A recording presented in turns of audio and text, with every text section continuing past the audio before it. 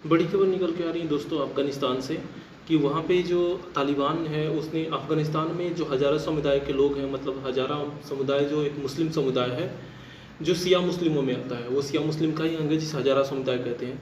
उनके ऊपर बहुत ही बर्बरता हुई है, बहुत ही जुल्म हुआ है। तालिबान ने करीब 14 लोगों की हत्या कर दी है, जिसमें 12 जो लोग थे वो हज़ारा समुदाय को अफ़गानिस्तान की सेना में तालिबान के खिलाफ लड़ रहे थे। तो जो 12 सैनिक थे, 12 सैनिकों की हत्या की गई और 2 नागरिक थे, उन दोनों नागरिकों की भी हत्या कर दी गई है। इसका जो खुलासा हुआ एमनेस्टी इंटरनेशनल किया है। एमनेस्टी इंटरनेशनल जो कि ह्यूमन राइट्स के लिए काम करती है, आदमी को जो सुरक्षा होती है, उसके अधिकार होते हैं, उसके लिए काम करती है, इसने इस बात का खुलासा किया है। अफगानिस्तान में तालिबान इस समय बहुत ही बर्बरतापूर्वक शासन करता जा रहा है। तालिबान को जो असली रूप है वो अब सामने आ रहा है।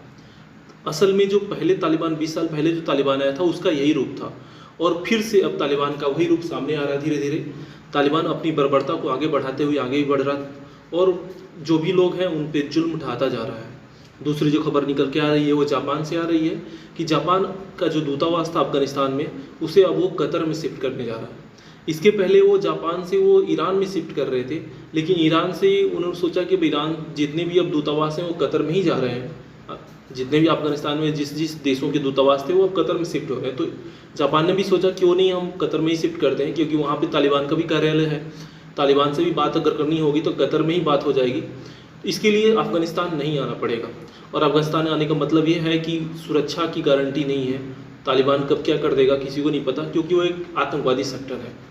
एक आतंकवादी सेक्टर हमेशा गलत ही काम करता है, तो इसलिए ये दिक्कत सामने आ रही है। तीसरी जो खबर निकल के आ रही है वो आपका इस बात से है कि जो तालिबान के जो विदेश मंत्री उन्होंने साफ साफ कहा है कि हमें सभी देशों के साथ अच्छे संबंध बनाना है, भारत हो, अमेरिका हो, चाहे पाकिस्तान हो।